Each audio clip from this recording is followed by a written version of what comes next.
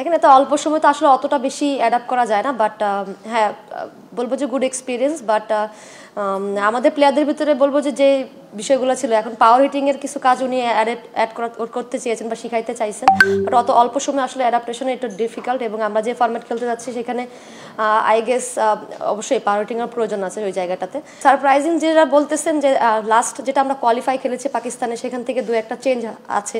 So ওটার পরে কিন্তু আমরা অনেক লম্বা সময় ক্যাম্প করছি ওখানে অনেকগুলো ম্যাচেস খেলছি। সো ওই ম্যাচেস খেলার পরে এবং প্র্যাকটিসের সব কিছু দেখার পরে কিন্তু ফিল হয়েছে যে না, এই প্লেয়ারটা হয়তো বা রিপ্লেস করলে আমাদের টিমের জন্য ভালো হবে। আমি বলবো না যাদেরকে রিপ্লেস করা হয়েছে তারা নট গুড এনাফ, হয়তো তাদের থেকে বেটার তারা পারফরমেন্স করেছে লাস্ট 3 to 4 মান্থস। আন্ডার 15 বয়সের সাথে সেখানে কিন্তু ফুল ন্যাশনাল টিম খেলে নেই, ওখানে অনেকগুলো প্লেয়ারকে বাইরে থেকেও নেওয়া হয়েছে এবং বলবো অনেক প্লেয়ারকে ডিফারেন্ট ওয়েতে অপরচুনিটি ক্রিয়েট করে দেওয়া হয়েছে। এবং আমরা যারা খেলছি তারা হচ্ছে হয়তো বা আমি বললাম আপ টু দ্য মার্ক আমরা পারফরমেন্স করতে পারি না, যেটার ইফেক্ট আসলে পরে প্লেয়ারদের ভিতরেও পড়ছে। কারণ আমরা একটা সিরিজ খেলতেছি, তারপরে 3 থেকে 4 মাস পরে আর হচ্ছে কোনো কিছু খেলতেছি না। সো একটা পর্যায়ে একটা টিম আশা করবে, একটা ব্যাটার স্পেশালি ব্যাটিং ইউনিট একটা পর্যায়ে আসার পরে দেখবেন যে ওটা মেনটেন করতে হলে আপনাকে কন্টিনিউয়াসলি ইন্টারন্যাশনাল গেম খেলতে এবং কম্পিটিটিভ ক্রিকেট খেলতে হবে।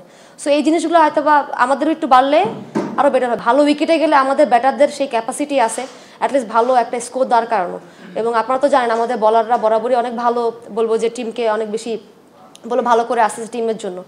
এটার রিজনটা হচ্ছে যে আমি প্রায় অনেক দিন ধরে প্লাস লাস্ট 6 মান্থ ধরে আমি বলবো টানা ক্রিকেট খেলতেছি। সো আমার কাছে মনে হয় এখন প্লেয়ারদের জন্য একটা হাই টাইম একটু বুঝে ওয়ার্কলোডটা বোঝা, যে কতটুকু খেললে আমি পরবর্তীতে ইন্টারন্যাশনাল ম্যাচে যে বা ইন্টারন্যাশনাল কোনো সিরিজে আমি অ্যাভেলেবেল থাকতে পারবো বা আমার বেটার পারফরমেন্সটা দিতে পারবো, এই জন্য এই ডিসিশনটা মেক করা। কারণ হচ্ছে আলটিমেট হচ্ছে আমার কাছে যেটা মনে হয় যে প্রথম প্রায়োরিটি তো হচ্ছে ন্যাশনাল ডিউটি। সো ওই জায়গাটাতে যদি আমি নিজেকে ফিট না রাখতে পারি, অ্যাভেলেবেল না রাখতে পারি, সেটা আমি বলবো টিমের জন্য অনেক ক্ষতিকর হবে। ল্যাক তো আছে, বাট স্টিল আমি মনে করি যে ওই নেগেটিভ বিষয়গুলো আসলে আমি ভাবতেছি না। আর সেকেন্ড হচ্ছে ওইটা আসলে চিন্তা করে এখন একদম সময় নাই, যেহেতু আমরা নেক্সট 2টা হচ্ছে প্র্যাকটিস গেম খেলবো ইয়ের সাথে, শ্রীলঙ্কা এবং হচ্ছে সাউথ আফ্রিকার সাথে। আমার কাছে মনে হয় এই 2টা ম্যাচ আমাদের জন্য অনেক বড় একটা অপরচুনিটি থাকবে টিমটাকে একটু রিভাইজ করা ডেফিনেটলি, এবং বিভিন্ন কম্বিনেশন ট্রাই করা যে কোনটা আমাদের বেস্ট পসিবল ওয়ে থাকবে ফার্স্ট ম্যাচটার জন্য। দেখেন ইন্টারন্যাশনাল ভাইবে আসতে হলে আমি বলবো যে এটা মাইন্ডসেটের একটা বিষয়, যেটা আমরা প্রতিনিয়ত হচ্ছে কোচিং স্টাফ থেকে শুরু করে সবাই আমরা হচ্ছে বলবো যে কথা বলি, ম্যাচগুলো যখন হয় আমরা রিভিউ যেটা হয় আমরা বলার পরে হচ্ছে আমরা চেষ্টা করি যে ওখান থেকে কতটুকু ইমপ্রুভমেন্ট আছে বা আমাদের আর কতটুকু মিস্টেকগুলো যেগুলো আছে সেগুলো রেকটিফাই কীভাবে করা যায়। এবং আমরা প্র্যাকটিসগুলো এবার করেছি আমার কাছে মনে হয়েছে অনেক টাফ ওয়েতে, টাফ সিচুয়েশন মেক করে, যে ম্যাচ অনুযায়ী কিছু সিনারিওস করেছি এবং নেটেও আমরা এরকমভাবেই প্র্যাকটিস করি যেন আমাদের ম্যাচে যে আমাদের মাইন্ডসেটটা থাকে সেভাবে যেন আমরা ওখানে খেলি। আমরা অন্যান্য দেশেও দেখি যে প্লেয়াররা যখন ক্রিকেট ছাড়ে তারপরে কিন্তু বলবেন সিলেক্টরের পদে আসে, কোচিংয়ে আসে বা বিভিন্ন জায়গায় আসে যেখানে উইমেন ক্রিকেটের সাথে তারা ইনভলভ হতে পারে।